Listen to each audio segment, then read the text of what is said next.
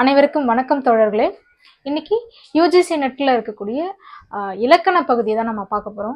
பார்த்தோம்னா இலக்கணத்துல எழுத்ததிகாரம், சொல்லதிகாரம், பொருளதிகாரம் சொல்லிட்டு அக இலக்கணங்களை பத்தி பேசக்கூடியது, புற இலக்கியம்னு சொல்லிட்டு ஏகப்பட்டது இருக்கு. ஆனா இன்னைக்கு நம்ம தொல்காப்பியத்தோட எழுத்ததிகாரத்துல இருந்து நம்ம தொடங்குறோம். அதாவது முதல்ல சிறப்பு பாயிரம் நம்ம தெரிஞ்சுட்டு போயிடலாம். இப்போ நான் ஒவ்வொன்றாவே உங்களுக்கு ஒவ்வொரு நூற்பாவாக சொல்லிட்டு அதில் சில விளக்கங்கள் உங்களுக்கு போர்டில் எழுதி உங்களுக்கு எக்ஸ்பிளைன் பண்ணுறேன். முக்கியமானது எல்லாமே நான் சொல்லிட்டு போகிறேன். நீங்கள் எதுவுமே பார்க்காம விட்டுறாதீங்க. ஏன்னா அவ்வளோ முக்கியமானது இலக்கணம் அப்படிங்கிறது அடிப்படையான ஒரு இலக்கணம் தெரியாமல் நம்மளால ஒரு எக்ஸாமுமே அட்டன் பண்ண முடியாது. ரொம்ப முக்கியமானது. அதனால அதை நம்ம சிறப்பு பாயிரத்துலேருந்து தொடங்கலாம். அதாவது வடவேங்கடம் தென்குமரி ஆயிடை தமிழ் கூறும் நல்வுலகத்துன்னு ஃபர்ஸ்ட் ஸ்டார்ட் பண்றாங்க. என்னன்னா நான் வடவேங்கடம் தென்குமரி அப்படின்னு சொல்லும்போது ஆயிடை தமிழ் கூறும் நல்லுலகத்துன்னு அவர் எல்லை பகுதியை தொல்காப்பியர் நமக்கு வகுத்து சொல்றாரு. வடவேங்கடம் அப்படின்னு சொல்லும்போது இன்னைக்கு இருக்கக்கூடிய திருப்பதிக்கு மேல் பகுதியில இருந்து இன்னைக்கு கீழே இருக்கக்கூடிய கன்னியாகுமரி, அதாவது மேப்ல பார்த்தோம்னா இதுக்கு இடைப்பட்ட இடம்தான் தமிழகத்தோட நிலப்பகுதியா அவர் எல்லையை வரையறுத்து சொல்றாருங்க. அப்படிப்பட்ட அந்த இடத்துல வழக்கும் செய்யுளும் ஆயிரு முதலின் எழுத்தும் சொல்லும் பொருளும் நாடி, அதாவது தொல்காப்பியரோட அதே காலகட்டத்துல பார்த்தோம்னா வழக்கும் சொல்லும் அப்படின்னு சொன்னா 2 மொழிகள் இன்னைக்கும் அந்த காலகட்டத்திலையும் சரி பயன்படுத்துறாங்க. வழக்கு அப்படின்னு சொல்லப்படுறது நம்ம பேசக்கூடிய மொழியத்தான் சொல்றாங்க. செய்யுள் அப்படின்னு சொல்லும்போது செய்யுள் மொழி, அதாவது எழுத்து வடிவத்துல இருக்கக்கூடிய இலக்கியங்களா இருக்கக்கூடிய வடிவங்களை செய்யுள் மொழி அப்படின்னு சொல்றாங்க. அது தொல்காப்பிய காலத்திலேயே இருந்தது. அததான் சொல்றாங்க. இந்த 2 மொழிகளிலுமே பார்த்தோம் அப்படின்னா எழுத்து சொல்லு பொருள், அதாவது எழுத்ததிகாரம், சொல்லதிகாரம், பொருளதிகாரம் அப்படின்னு சொல்லிட்டு 3 இலக்கணங்களும் பொருந்தி அந்த மொழிகளுக்குள்ள இருந்திருக்குன்னு சொல்றாங்க.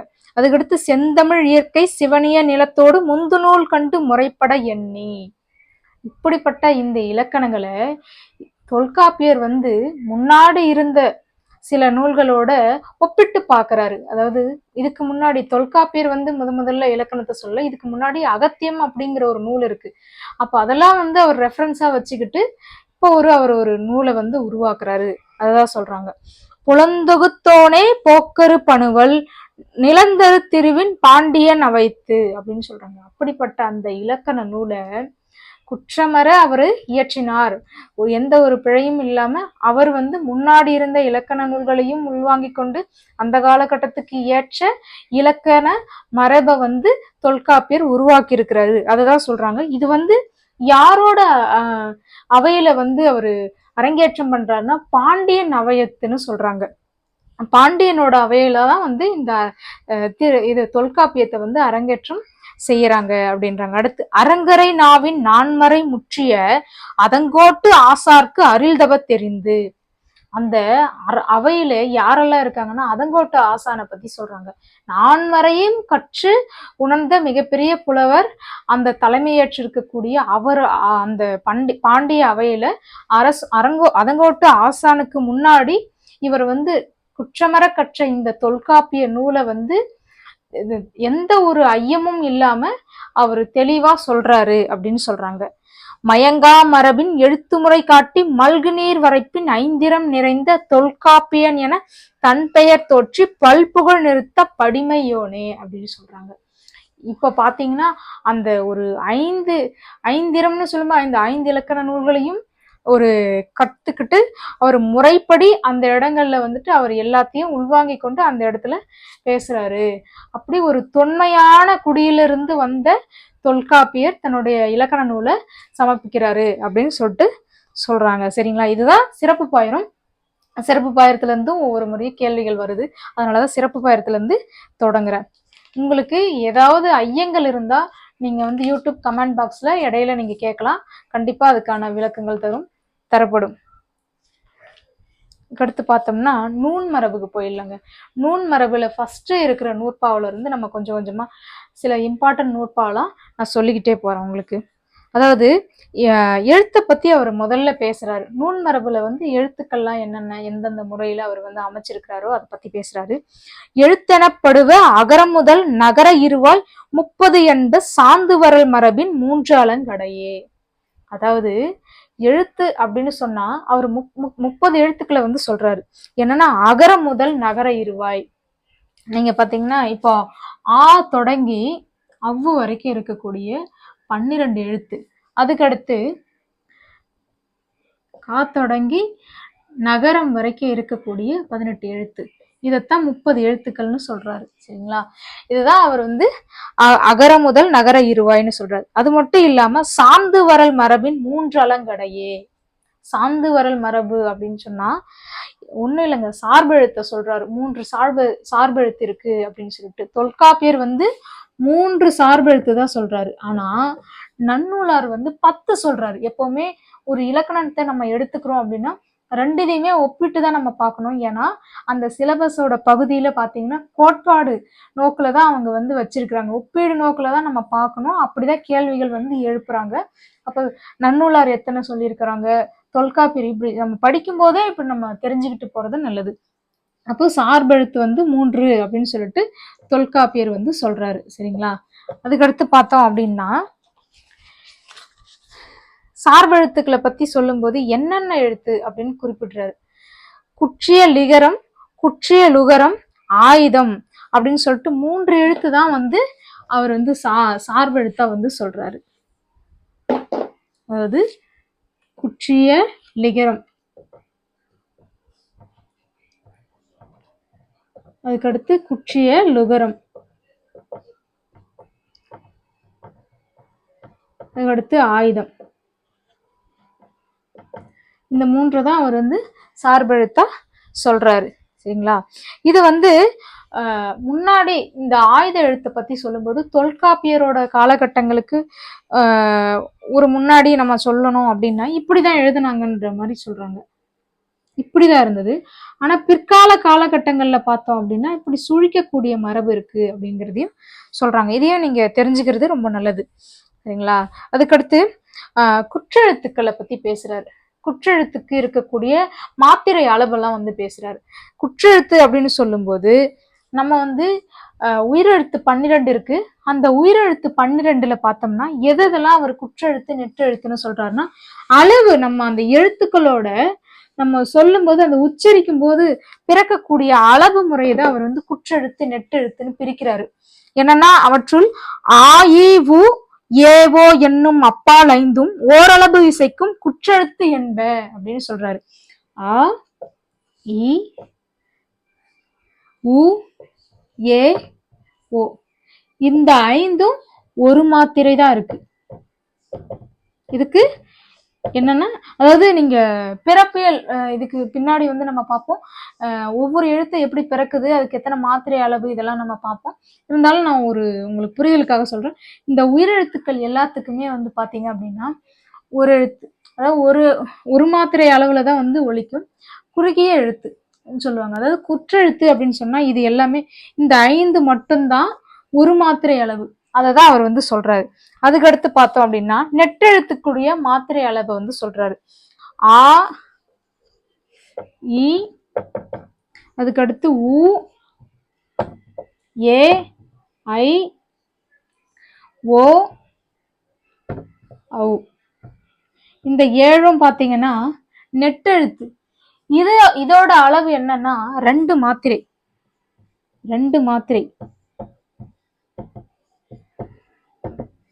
இங்க வந்து ஒரு மாத்திரை சொல்லியிருக்கிறாரு. ஆ இ உ ஏ ஓன்ட்டு. இங்க வந்து ஆ இ உ ஏ ஐ ஓ ஔ.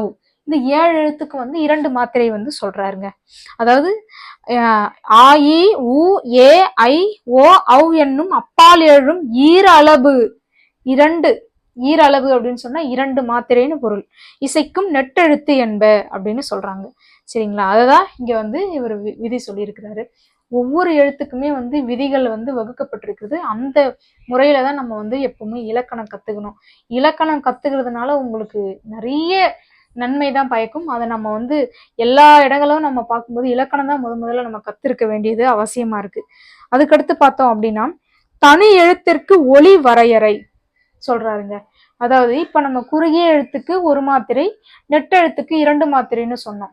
அதே மாதிரி வேறொரு விஷயம் சொல்றாரு, அதுவும் ரொம்ப முக்கியமானது. ஒரு தனி எழுத்துக்கு 3 மாத்திரை வந்து ஒலிக்காதுன்னு சொல்றாருங்க. இப்ப கா அப்படின்னு எழுதுறோம், இது வந்து ஒரு மாத்திரை தான். இது வந்து 3 மாத்திரை அளவுக்கு ஒலிக்காது அப்படின்னு சொல்றாரு. அதுதான் மூ அளவு இசைத்தல் ஓரெழுத்து இன்றே அப்படின்னு சொல்றாரு. 3 மாத்திரை ஒரு எழுத்துக்கு வராதுன்னு விதி வகுக்கிறாரு. அதுக்கடுத்து உயிரளபடை அந்த இதுல வந்து அந்த நூற்பாவில வந்து பேசுறாரு. 5வது நூற்பா இல்ல பார்த்தோம் அப்படின்னு சொன்னோம்னா நீட்டம் வேண்டின் அவ்வளவு உடைய கூட்டி எழுவதல் என்பனார் புலவர். அதாவது முன்னாடி சொன்னா ஒரு தனி எழுத்துக்கு வந்து 3 மாத்திரை வந்து அளவு வந்து ஒரு தனி எழுத்திற்கு 3 மாத்திரை வந்து வராதுன்னு சொன்னாரு. ஆனால் சில இடங்கள்ல அவர் என்ன சொல்றாருன்னா நீட்டம் வேண்டி அவ்வளவு உடைய கூட்டி எழுவதல் என்பனார் புலவர் அப்படின்னு சொல்றாரு. அதாவது 2 மாத்திரைக்கு மேல் எழுத்துக்களை நீட்டி ஒலிக்க வேண்டிய சூழல் ஏற்படும் அப்படின்னு சொல்றாரு. அது எங்க அப்படின்னு சொன்னா நெட்டெழுத்துக்கு இனமான குற்றெழுத்துக்களை சேர்த்து ஒலிக்க கூடிய சூழல் ஏற்படும். அங்க வந்து 3 மாத்திரையா ஒலிக்கும்னு சொல்றாரு. அதாவது எங்க அப்படின்னு சொன்னா இங்க பாருங்க, இந்த நெடிலை தொடர்ந்து இந்த குறில் எழுத்து வந்து நீண்டு ஒலிக்கக்கூடிய இந்த இடங்கள்ல என்ன சொல்றாங்கன்னா 3 மாத்திரை அளவு இருக்குன்னு சொல்றாங்க. ஏன் இப்போ நீங்க கேட்கலாம், முன்னாடி வந்து விதி ஒரு எழுத்துக்கு விதி வகுத்துட்டாரு, அப்ப இந்த மாதிரி சொல்லக்கூடிய ஒரு முறை இருக்குதா அப்படி இலக்கணத்துல அப்படின்னு சொல்லி கேட்கும்போது இருக்குது. இது எந்த இடத்துல பயன்படுத்துறாங்க அப்படின்னா ஒரு இசைக்காக, இப்ப நம்ம ஒரு இசைக்காக நம்ம வாசிக்கிறாங்க, அந்த இடங்கள்ல வந்து அந்த அப்படிங்கிற நெடில் கூட அது கூட குறுகிய எழுத்தான வந்து ஒலிக்கும். அதாவது ஆன்னு சொல்லும்போது நெடிலும் குறிலும் சேர்ந்து ஒலிக்கும். அந்த இடங்கள்ல சொல்லும் போது தவறு இல்லைன்னு சொல்றாங்க. அதுதான் இதுக்கான ஒரு பொருள். சரிங்களா? அது ரொம்ப முக்கியமானது, நீங்க அதை தெரிஞ்சுக்க வேண்டியது. ஏன்னா இசை ஒரு வெண்பா நம்ம பயன்படுத்துறோம்னா அந்த இடங்கள்லாம் இது பயன்படுத்தும் போது தவறு இல்லை அப்படின்னு சொல்றாங்க. அதுக்கடுத்து மாத்திரைக்குரிய அளவு பேசுறாரு. மாத்திரைக்குரிய அளவு அப்படின்னு சொன்னா இப்ப நான் ஒரு எழுத்துக்கும் ஒவ்வொரு விதமான மாத்திரையை பத்தி நம்ம பேசணும். குற்றெழுத்துக்கு குற்றெழுத்து எழுத்துக்குமே வந்து 1 மாத்திரை அளவு, நெட்டெழுத்துக்கு வந்து 2 மாத்திரை அளவு, அதுக்கடுத்து வந்துட்டு இப்ப சொன்ன தனி எழுத்துக்கு வந்து 3 மாத்திரை அளவு ஒலிக்காதுன்னு சொல்லிட்டு விதி வகுத்தாருன்னு. இப்போ அந்த அளவை பத்தி பேசும்போது என்ன சொல்றாருன்னா கண்ணிமை நொடியன அவ்வே மாத்திரை நுண்ணிதின் உணர்ந்தரோ கண்ட ஆரே அப்படின்னு சொல்றாரு. என்னன்னா இந்த கண் சிமிட்டக்கூடிய இந்த ஒரு நிமிஷம், அதாவது ஒரு நொடின்னு சொல்லுவாங்க, கை சொடக்கு போடுற இந்த ஒரு நொடி, கண்ணிமை நொடியன அவ்வே மாத்திரை, இதுதாங்க ஒரு எழுத்து வந்து பிறக்கிறதுக்கான ஒரு கால அளவை நிர்ணயம் செய்யறாரு. அதுதான் வந்து அதுக்கு ஒரு அளவை வந்து வகுத்து சொல்றாரு. இந்த செகண்ட்ல தான் உங்களுக்கு ஒரு எழுத்தே பிறக்குது அப்படின்னு சொல்லிட்டு சொல்றாரு. அதுக்கடுத்து உயிரெழுத்துக்களின் தொகையை வந்து சொல்றாரு. என்னன்னா அவுகார இருவாய் 12 எழுத்தும் உயிரென மொழிவர். அதாவது உயிரெழுத்துக்கள் 12 இருக்குது, அதை வந்து பேசுறாரு. அதுக்கடுத்து மெய்யெழுத்துக்களோட தொகை சொல்றாரு. நகர இருவாய் 11 எழுத்தும் மெய்யென மொழிவ. அதாவது கா முதல் நகரம் வரை இருக்கக்கூடிய 18 மெய்யெழுத்துன்னு சொல்றாரு. அதுக்கடுத்து உயிர்மைக்குரிய மாத்திரை அளவை வந்து சொல்றாரு. என்னன்னா இப்போ நம்ம வந்து கண்ணிமை நொடியன அவ்வே மாத்திரைன்னு சொல்லிட்டோம். அதுக்கடுத்து உயிர்மைக்குரிய மாத்திரை அளவுன்னு பார்க்கும்போது மெய்யோடு இயையினும் உயிரியல் திரியா அப்படின்னு சொல்றாரு. அதாவது இந்த இடத்துல நீங்க ரொம்ப கவனிக்கணும். மெய்யோடு இயையினும் உயிரியல் திரியா அப்படின்னு சொன்னா மெய்யெழுத்து இப்போ வந்து இக்கு கூட்டல் ஆ, இது மெய்யெழுத்து, இது உயிரெழுத்து. இது ரெண்டும் சேரும் போது என்ன ஆகும் அப்படின்னா உயிர்மை எழுத்தா மாறுது. சரிங்களா? இப்போ இதுக்கு வந்து அரை மாத்திரை, இதுக்கு வந்து 1 மாத்திரை, இதுக்கு எத்தனை மாத்திரை அப்படின்னு சொன்னா 1 மாத்திரை தான். சரிங்களா? இததான் அவர் வந்து சொல்றாரு. அதே மாதிரி இக்கு கூட்டல் ஆ, இரண்டு மாத்திரை. அதாவது இந்த மெய்யோடு சேர்ந்து மெய்யெழுத்தும் உயிரெழுத்தும் சேர்ந்து உயிர்மை எழுத்தா மாறும்போது கூட அதோட குரில் நெடில் அப்படிங்கிற ஒரு தன்மையிலிருந்து மாறாது. அப்பவும் இங்க குறிலா இருந்ததுன்னு, இங்க குறிலா இருக்குன்னா குறிலா தான் வரும், இங்க நெடிலா இருக்குதுன்னா இங்கேயே நெடில தான் உயிர்மை எழுத்தா மாறும்போது இப்படி இருக்குது. ஆனா இது மாறாது. இந்த குரில் நெடில் அப்படிங்கிற இந்த வடிவம் எப்படியா இருந்தாலும் மாறாது அப்படிங்கிறத சொல்றாரு. சரிங்களா? அதுக்கடுத்து தனி மெய்க்குரிய மாத்திரை மெய்யின் அளவே அரையென மொழிவ. அதாவது நீங்க கவனிக்கணும், ஒரு ஒரு ஒரு ஒரு மாத்திரை அளவை பத்தி பேசும்போது எந்தெந்த எழுத்துக்கு என்னென்ன மாத்திரை கொடுத்துருக்குறாங்கன்றது நம்ம பேசிக்காவே தெரிஞ்சிருக்கணும். அதுக்காக தான் வந்து இதை நான் உங்களுக்கு போட்டிருக்கேன். நான் இந்த அளவுக்கு ரொம்ப எளிமையான விளக்கத்தை சொல்றேன்னு சொல்லிட்டு இப்ப தமிழ் மாணவர்களுக்கு எல்லாம் தெரியும். ஆனா சில மாணவர்கள் வந்துட்டு புதியதா வந்து வீடியோ பாக்குறவங்களா இருக்கலாம், இல்லைன்னா வேற எக்ஸாமுக்காக ப்ரிப்பேர் பண்றவங்களுக்கு புரியணுன்றதுக்காக இன்னும் கொஞ்சம் விளக்கத்தை கொடுக்குறேன். அப்போ என்னன்னா இங்க சொல்றாங்க மெய்யின் அளவே அரையென மொழிப. மெய்யெழுத்து அதாவது இக்கு முதல் இன்னு வரைக்கும் இருக்கக்கூடிய 18 மெய்யெழுத்துக்குமே வந்து அரை மாத்திரை அவ்வளவுதான் அப்படின்னு சொல்லிட்டு தொல்காப்பியர் சொல்றாரு. அதுக்கடுத்து சார்பெழுத்துக்களுக்குரிய மாத்திரையை வந்து சொல்றாரு. அவ்வியல் நிலையும் ஏனைய மூன்றே. அவ்வியல் நிலை அப்படின்னு சொன்னா முன்னாடி சொன்ன சார்பெழுத்து அப்படின்றது வந்து குற்றியலுகரம், குற்றியலுகரம், ஆயுதம் அப்படின்னு சொல்லிட்டு 3 எழுத்து இருக்குன்னு சொன்ன இந்த 3 எழுத்துக்குமே வந்து அரை மாத்திரை தான் அப்படின்னு சொல்றாரு. அதாவது சார்பெழுத்து மூன்றுக்குமே வந்து அரை மாத்திரை என்று சொல்றாருங்க. அததான் இங்க வந்து சொல்றாங்க. அதுக்கடுத்து மகர குறுக்கத்திற்குரிய மாத்திரையை வந்து சொல்றாருங்க. அரையளவு குறுகள் மகரம் உடைத்தே இசையுடன் அருகும் தெரியும் காலை. அதாவது அரையளவு குறுகள் அப்படின்னு சொல்றாங்க. எந்த இடத்துல அப்படின்னு சொன்னா இந்த மகரம் அப்படின்னு சொன்னா கரம் காரம் அப்படின்னு சொன்னா நீங்க ஒண்ணு புரிஞ்சுக்கணும். ஒரு ஒரு தனிப்பட்ட ஒரு எழுத்தை நம்ம சொல்றோம் அப்படின்னா இது வந்து ஒரு சாரிகை விதி இருக்குது. இந்த எழுத்தை இப்படித்தான் உச்சரிக்கணும்னு. அதனாலதான் நான் இலக்கணம் நடத்தும் போது கரம் காரம் அப்படின்னு நம்ம இலக்கண முறையில நான் வந்து சொல்றேன். இது வந்து புரியாம இருந்தாலும் நீங்க கேள்விகள் வந்துட்டு உங்களுக்கு சந்தேகம் இருந்தாலும் நீங்க சொல்லலாம். இப்போ கரம் காரம் ஒண்ணு இல்ல, அகரம் அகரத்தை குறிக்கிறதுக்கு ஆன்ற இந்த எழுத்தை குறிப்பா குறிக்கிறதுக்காக தான் அகரம்னு பயன்படுத்துறாங்க. அதே மாதிரிதான் ககரம் மகரம் அப்படின்னு சொல்றாங்க. இப்போ நம்ம வந்து மகரம் அப்படின்றதுக்கு வந்து பார்க்கலாம். இப்போ மகரம் வந்து சொல்றாரு என்ன அப்படின்னா அரையளவு குறுகள் மகரம் உடைத்தே. இது வந்து இந்த புள்ளி வைத்த எழுத்துக்கு அரை மாத்திரை தான். சரிங்களா? இப்போ மகரம்னு எழுதுறேன், ஓகேங்களா? இந்த எழுத்துல நம்ம பார்க்கலாம். இந்த இடத்துல இதுக்கு அரை மாத்திரை தான் இருக்கு. சரிங்களா? இப்படி எழுதும் போது ஆனால் இசையுடன் அருகும் தெரியும் காலை அது வேறு சில எழுத்துக்களோட சேர்ந்து வரும்போது அங்க வந்து கால் மாத்திரையா குறுகும் அப்படின்னு சொல்றாங்க. அதாவது ஒரு மொழிக்கண் வந்த மகர குறுக்கம். அதாவது ஒரு தனி வார்த்தை. இப்ப சொல்றோம் போலும், சரிங்களா? இது வந்து ஒரு தனி வார்த்தை. இதுதான் ஒரு மொழிக்கண் அப்படின்னு சொல்றாங்க. வேற ஒண்ணுல ஒவ்வொரு விதம் பயன்படுத்துறதுல வித்தியாசம் இருக்குது, அவ்வளவுதான். போலும் அப்படிங்கிறது எப்படி எழுதுவாங்கன்னா போன் போன் அப்படின்னு எழுதுவாங்க. இப்படி இங்க எழுதும்போது நம்ம சொல்ல இங்க வந்து அரை மாத்திரை தான் ஒலிக்குது. போலும் அப்படின்னு சொல்லும்போது நீங்க உச்சரிச்சு பாத்தீங்கன்னா தெரியும். ஆனா இங்க சொல்லி பாருங்க, போன் அப்படின்னு சொல்லும்போது இப்படிங்கிற அந்த ஒரு செகண்ட்ல இருந்தே குறையும். நம்ம அப்படி தட்டுறதுக்குள்ளேயே அந்த எழுத்து வந்து பிறந்துரும். அதனாலதான் இங்க வந்து கால் மாத்திரை அப்படின்னு சொல்றாங்க இந்த இடங்கள்ல. சரிங்களா? அதுக்கடுத்து புணர்மொழிக்கண் வந்த மகர குறுக்கம். புணர்மொழினா 2 சொற்கள் சேரக்கூடிய இடங்கள்ல மகரம் ஒலிக்கும் அப்படின்னு சொல்றாங்க. இப்ப பாருங்க, வரும் வண்ணக்கண், வரும் வண்ணக்கண். இந்த இடத்துல பாத்தீங்க அப்படின்னா 2 சொற்கள் சேர்ந்து வருது. அப்ப இங்க வருது பாத்தீங்களா? இங்க எப்படி அப்படின்னா கால் மாத்திரை தான். அப்ப பாருங்க, இந்த போலும் என்ற சொல் போன் என்று மருகும்போது கால் மாத்திரையாகவும், இரண்டு சொற்கள் புணரும் போது, புணர்தல் அப்படின்னு சொன்னா சேருதல்னு அர்த்தம் இலக்கண முறைப்படி பார்க்கும்போது. சரிங்களா? புணர்மொழிக்கண் வந்த மகர குறுக்கம் கால் மாத்திரை அப்படின்னு சொல்லிட்டு இங்க சொல்லப்படுது. சரிங்களா?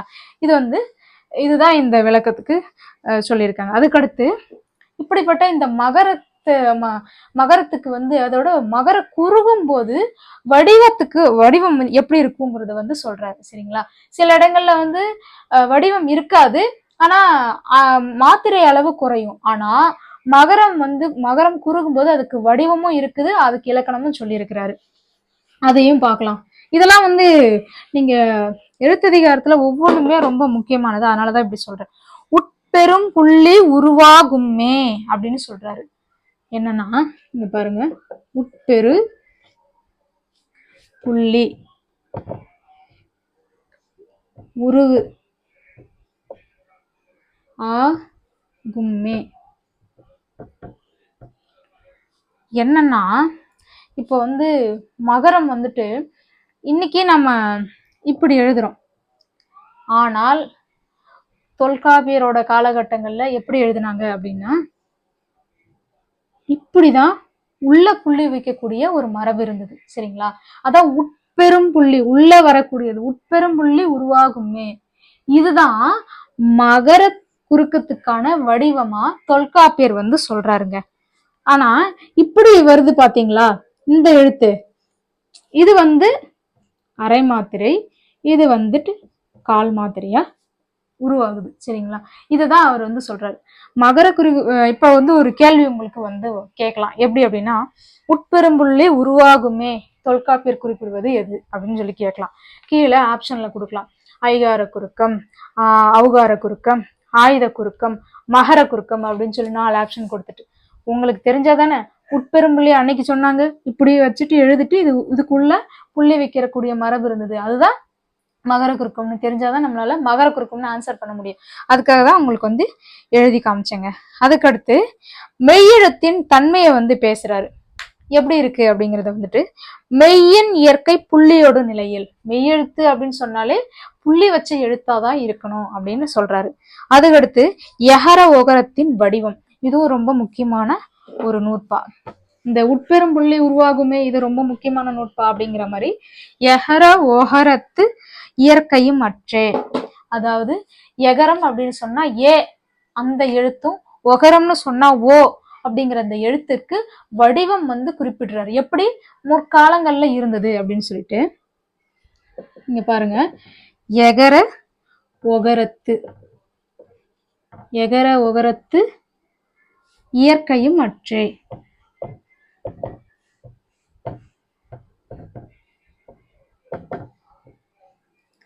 இப்ப பாத்தீங்க அப்படின்னா எகர ஒகரத்து இயற்கையும் அற்றேன்னு சொல்லிட்டேன். இது தொல்காப்பியரோட காலகட்டங்கள்ல இதுலயே குறில் நெடில் அப்படின்னு சொல்லிட்டு 2 பகுப்பா பார்க்க முடியும். நம்ம இன்னைக்கு இத குறில்னு சொல்லுவோம். சரிங்களா? இத ரெண்டுதையும் குறில்னு சொல்லுவோம். நெடிலுக்கு இப்படி சொல்லுவோம். கீழே ஒரு கோடும் ஓவுக்கு சுழியும் பயன்படுத்துறோம்.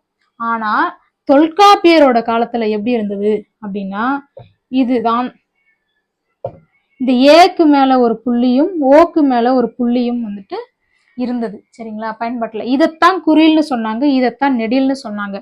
ஆனா நம்ம இன்னைக்கு இதைதான் குறில்னு சொல்றோம், இதைதான் நெடில்னு சொல்றோம். இந்த ஒரு பாகுபாட்டை தான் பேசுறாங்கங்க. இப்போ இது நீங்க கேட்கலாம், அப்புறம் ஏன் இந்த மாதிரி இருந்தது, இன்னைக்கு ஏன் இப்படி மாறி இருக்குன்னு.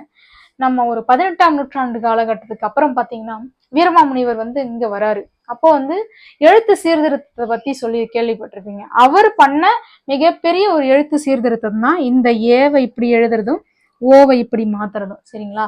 இது எழுத்து சீர்திருத்தம் பண்ண, இப்படியே ஒரு கேள்வி கேட்கலாம், ஏவும் ஓவையும் எழுத்து சீர்திருத்தம் பண்ணவங்க யாருன்னு சொல்லிட்டு ஒரு ஆப்ஷனை கொடுத்துட்டு. அதனால உங்களுக்கு இதை சொல்றேன். சரிங்களா? இதுவும் ரொம்ப முக்கியமானது. எகர ஒகரத்து இயற்கையும் அற்றே அப்படின்னு சொல்லிட்டு சொல்றாரு. அதுதான் ஓகே. அதுக்கடுத்து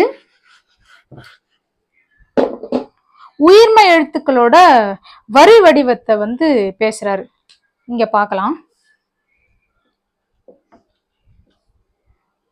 புள்ளி இல்லா எல்லா மெய்யும்.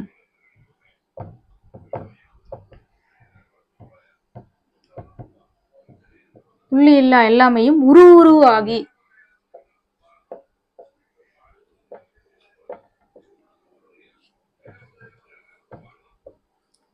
அகரமொடு உயிர்த்தலும்.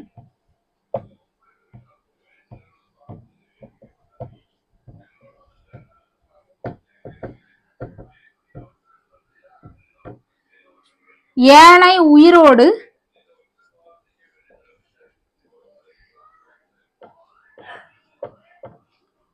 ஏனைய உயிரோடு உருவு திரிந்து உயிர்த்தலும்.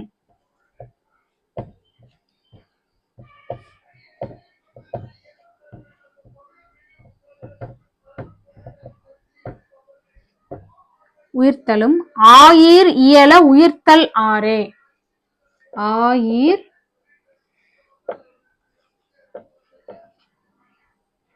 உயிர்த்தல் ஆரே.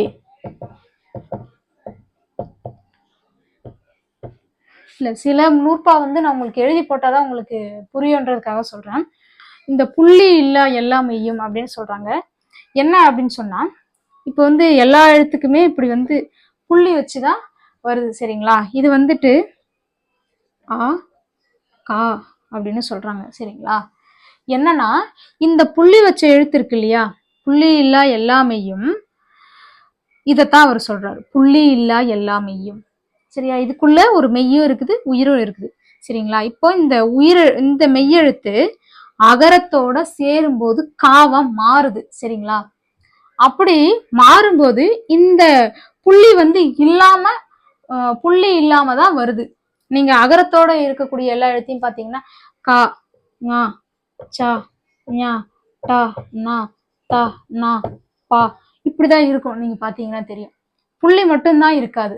ஆனால் அதாவது உருவாகி அகரமோடு உயிர்த்தல் தன்னோட இதே வடிவம் தான் இங்க வரும். ஆனா அந்த புள்ளி மட்டும்தான் இருக்காது அப்படின்னு சொல்றாங்க. ஆனால் ஏனைய உயிரோடு உருவு திரிந்து உயிர்த்தலும். ஆனால் மற்ற உயிரெழுத்துக்களோட, இப்ப இங்க ஆணு வந்துச்சுன்னா இங்க காணு எக்ஸ்ட்ரா ஒரு வடிவம் பிறக்குது. அதே மாதிரி இக்கு பிளஸ் ஓ அப்படின்னு சொல்றோம்னா இங்க பாருங்க எக்ஸ்ட்ரா ஒரு வடிவம் வருது. அதே மாதிரிதான் ஓ அப்படின்னு சொன்னாலும்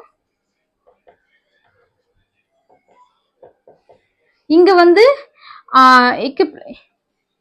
இக்கு பிளஸ் கா அப்படின்னு சொல்லும்போது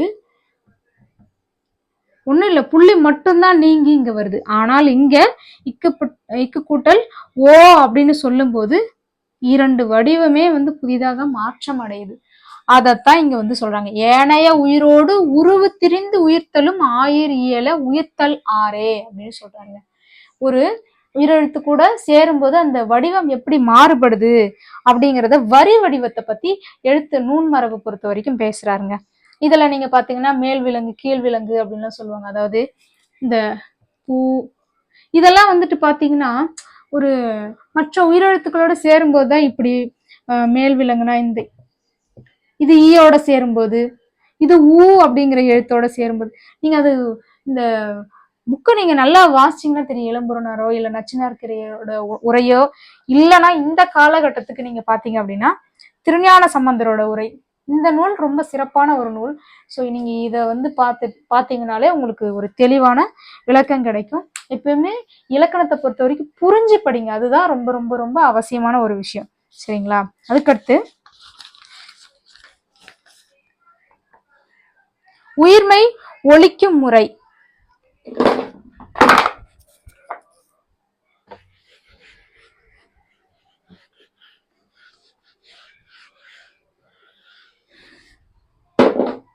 உயிர்மை வந்து ஒலிக்கக்கூடிய முறைய வந்து பேசுறாரு. எப்படி உயிர்மை வந்து ஒலிக்குது அப்படின்னு சொல்லிட்டு, மெய்யின் வழியது உயிர் தோன்றும் நிலையே. இக்கு பிளஸ் கா, இதுல வந்து இப்படி காண ஒலிக்குது அப்படின்னு சொன்னா இதுல முதல்ல உயிரெழுத்தும் பின்னாடி இதுல மெய்யெழுத்தும் பின்னால உயிரெழுத்தும் சேர்ந்துதான் வரும். முதல்ல இது பிறக்குது, அதுக்கப்புறம் இப்படி பிறக்குது அப்படின்னு சொல்லி ஒரு ஒலி வடிவ முறைய வந்து பேசுறாரு சரிங்களா, எப்படி ஒலிக்க முடியுது அப்படின்னு சொல்லிட்டு. அதுக்கடுத்து வல்லின எழுத்துக்கள் வந்து பேசுறாருங்க. கசட தபர ஆறும் வல்லின எழுத்துக்கள் நமக்கு எல்லாம் தெரியும். அதுக்கடுத்து மெல்லின எழுத்துக்கள் ஆற பேசுறாரு, கணனமன அப்படின்னு சொல்லிட்டு. இடை எழுத்துக்கள் எரள வழல அப்படின்னு சொல்லி பேசுறாரு. இதை நீங்க பாத்தீங்கன்னா வல்லெழுத்துக்கு வந்து இது ஆனா வல்லின எழுத்து இப்படிலாம் சிம்பிளா கேள்விலாம் இலக்கணத்தை பொறுத்த வரைக்கும் வராது. ஆனா வல்லெழுத்துக்கு வேறொரு வார்த்தை இருக்கு, என்னன்னா வன்கணம்னு சொல்லுவாங்க. இப்படி கேட்கலாம், வன்கணம் என்பது என்ன அப்படின்னு சொல்லிட்டு. அதுக்கடுத்து மென்கணம்,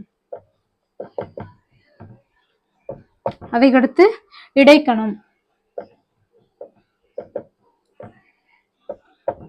இது வல்லின எழுத்து, வல்லினம், மெல்லினம்,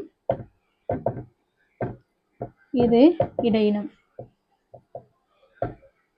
இதுதான் வந்து வன்கணம், மென்கணம், இடைகணம் அப்படின்னு சொல்றாங்க. சரிங்களா? இப்போ இவ்வளவு விஷயம் வந்துட்டு பார்த்துருக்குறோம். அதுக்கடுத்து மெய்மயக்க வகைகள், இதுவும் ரொம்ப முக்கியமான ஒரு நூற்பா. இப்ப மகர குறுக்கம், எகர ஓகரத்தோட வடிவம், அதுக்கடுத்து மாத்திரையோட அளவு, இப்ப நம்ம பார்த்தோம் இல்லைங்களா? இது எல்லாமே முக்கியமான நூற்பா. இது எப்பவுமே ஒரு முறை இல்லைன்னா இன்னொரு டைம் கண்டிப்பா கேள்வி கேட்க வாய்ப்பு இருக்கு. ஒரே ஒரு முறையா படிச்சாலும் சரி, தெளிவா புரிஞ்சுக்கிட்டு படிங்க. ஒரு தடவை படிச்சாலே இது மனசுல நிற்கும். தொல்காப்பியத்தை பொறுத்த வரைக்கும், இலக்கணத்தை பொறுத்த வரைக்கும் உங்களுக்கு தெரியலனா கூட பேராசிரியர்கள்கிட்டயோ உங்க நண்பர்கள்கிட்டயோ நீங்க இல்லைன்னா எங்க யூடியூப் சேனல்ல கூட நீங்க கீழே கமெண்ட் பாக்ஸ்ல சொன்னீங்க அப்படின்னா உங்களுக்கு ஐயங்களை வந்து நாங்க தீர்த்து சொல்லுவோம். ஏன்னா இது வந்து தெரியாம படிச்சீங்க அப்படின்னு சொன்னா உங்களுக்கு தான் லாஸ். ஆனா புரிஞ்சுக்கிட்டு படிச்சா காலத்துக்கு நிற்கும். இந்த மெய்மயக்க வகைகள் வந்து பேசுறோம். இந்த மெய்மயக்க வகைகள்ல பார்த்தோம் அப்படின்னா, அம்மோ ஆறும் வழங்கியல் மருங்கின் மெய்மயங்கு உடல்நிலை தெரியும் காலை. அம்மு ஆறும் அப்படின்னு சொன்னா வல்லின எழுத்து, மெல்லின எழுத்து, இடையின எழுத்து முன்னாடி பேசினாரு. அததான் அவர் அம்மு ஆறும் வழங்கியல் மருங்கின், அதாவது அந்த பேச ஒழிக்கக்கூடிய அந்த முறையை சொல்றாரு. மெய்மயங்கு உடல்நிலை, அதாவது மெய்மயக்கம், உடல்நிலை அப்படின்னு சொல்லிட்டு இரண்டு வகையா வந்து பிரிச்சு பேசுறாருங்க. என்ன அப்படின்னா வேற்றுநிலை மெய்மயக்கம், உடல்நிலை மெய்மயக்கம் அப்படின்னு சொல்லிட்டு சொல்றாரு. எப்படி அந்த வேற்றுநிலை மெய்மயக்கம், உடல்நிலை மெய்மயக்கம் அப்படிங்கிறத இப்ப நம்ம சொல்றாங்க. என்ன அப்படின்னு சொன்னா, இந்த மெய்மயக்க வகைகளை பத்தி பேசும்போது நம்ம ரெண்டு வகையா கூட பேசலாங்க. மெய்மயக்கம்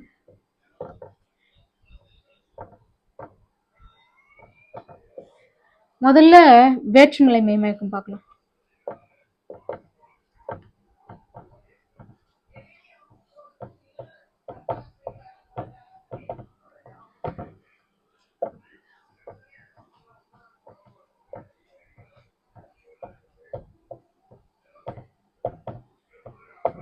இந்த வேற்றுநிலை மெய்மயக்கம் அப்படின்னு சொன்னா, இப்போ ஒரு எழுத்து நான் வந்து எழுதுறேன் உங்களுக்கு புரியறதுக்காக. சேர்தல்,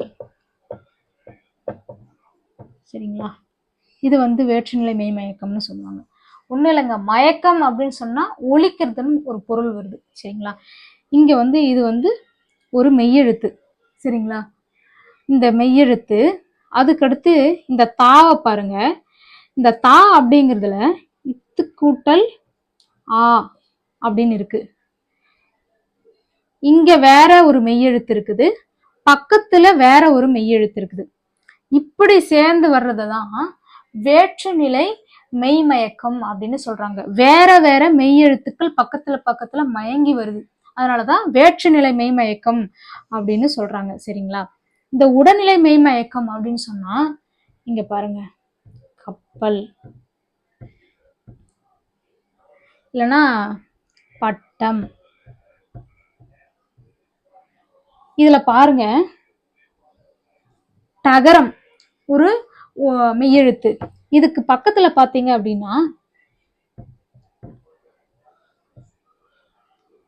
இங்க பாருங்க, இரு இத்து வேற வேற மெய்யெழுத்தா இருக்குது. ஆனா இங்க பாருங்க, இதே டகரம் தான் இரண்டு இடங்கள்ல வருது, உடன் வருது. அதனாலதான் உடல்நிலை மெய்மயக்கம் அப்படின்னு சொல்றாங்க. அடுத்தடுத்து இதே எழுத்து தான் அடுத்தும் ஒழிக்குது. அதனாலதான் உடல்நிலை மெய்மயக்கம், வேற்றுநிலை மெய்மயக்கம்னு சொல்லிட்டு ரெண்டு வகையை வந்து பிரிச்சு சொல்றாருங்க. நம்ம எவ்வளவு விஷயம் அங்க பாருங்க, காக்கைன்னு கூட சொல்லலாம். காக்கை. நீங்க இப்ப கேட்கலாம், இப்போ நம்ம இந்த மெய்யெழுத்துக்கும் பக்கத்துல இதுவும் மெய்யெழுத்து தான், ஐ சேர்ந்து வருது, அவ்வளவுதான். ஆனா இப்படி அதாவது உயிர்மை எழுத்தா இருந்தாலும் அதற்கு இனமான எழுத்து இருக்குதா அப்படின்னு பக்கத்துல பார்க்கணும். நம்ம பிரிச்சு பார்த்துதான் இந்த எழுத்துங்களை வந்து கண்டுபிடிக்க முடியும். இப்ப வேற்றுநிலை மெய்மயக்கம் அப்படின்னு சொல்லிட்டு ஒரு ஆப்ஷன்ல கொடுத்துட்டு கீழே 2 எழுத்தை கொடுக்கலாம், இல்லைன்னா ஒரு எடுத்துக்காட்டு வார்த்தையை கொடுத்துட்டு கேள்வி கேட்கலாம், இல்லைன்னா உடல்நிலை மெய்மயக்கம் அப்படின்னு சொல்லிட்டு இதெல்லாம் வந்து முறைப்படியா கேட்டிருக்காங்க முன்னாடி எல்லாம் நம்ம பார்த்தோம் அப்படின்னா. அதனாலதான் இதுக்கெல்லாம் ரொம்ப முக்கியத்துவம் கொடுத்து இந்த கிளாஸை வந்து நான் எடுத்துக்கிட்டு இருக்கேன். சரிங்களா?